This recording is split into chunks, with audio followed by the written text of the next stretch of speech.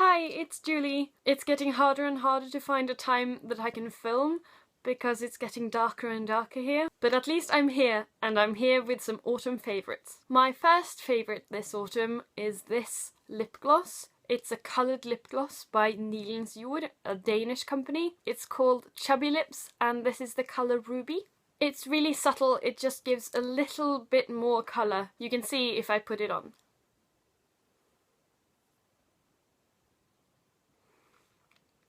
Just a little hint of colour.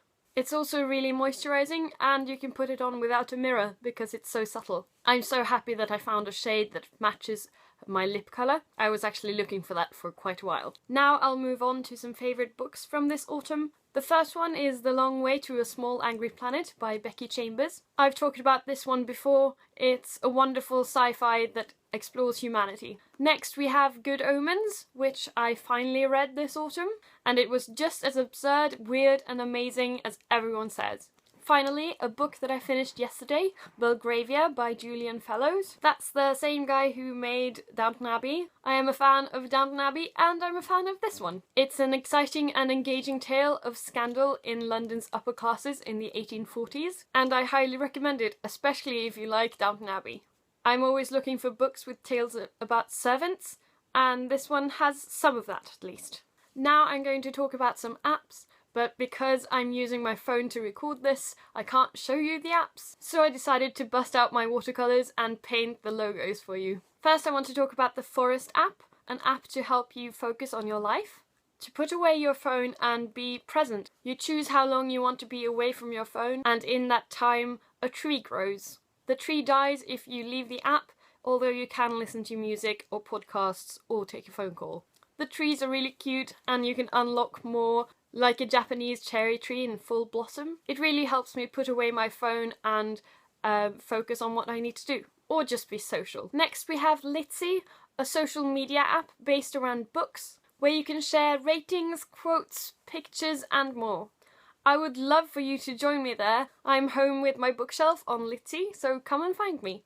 I've been listening to a lot of podcasts this autumn, and I thought I would list a few of my favourites. Some bookish ones are What Should I Read Next, where they do literary matchmaking for one guest, Adventures with Words, chatty bookish podcasts. Then we have The Readers, which is a book-based banter podcast. Then we have Reply All, which looks at internet weirdness. The Mystery Show, one of my absolute favourites, where the host tackles an everyday mystery, and it's wonderful storytelling. 99% Invisible, which is a podcast about all the things that are designed but you don't notice. And finally, my three staples, Sawbones, a funny medical history podcast, Dear Hank and John, where Hank and John Green give dubious advice to listeners, and Still Buffering, a sister's guide to teens through the ages. Then we have a couple of YouTube channels that I'm completely hooked on. One of them is Vet Ranch, where vets fix up homeless animals so that they can be put up for adoption. It's definitely not for the squeamish, but I enjoy the transformation these animals go through, and it's super cute. I also love Savage Reads, that's Savidge. He's a chatty booktuber that I found through his podcasts. And last but not least, this sweater. It's so good to have this to curl up in, especially now that the days are getting darker and colder. It's from Ulvang, if anyone's wondering, and since I bought it at Svalbard, it also has this little Svalbard map on it. I hope you enjoyed this, and I'll see you next time. Ha det!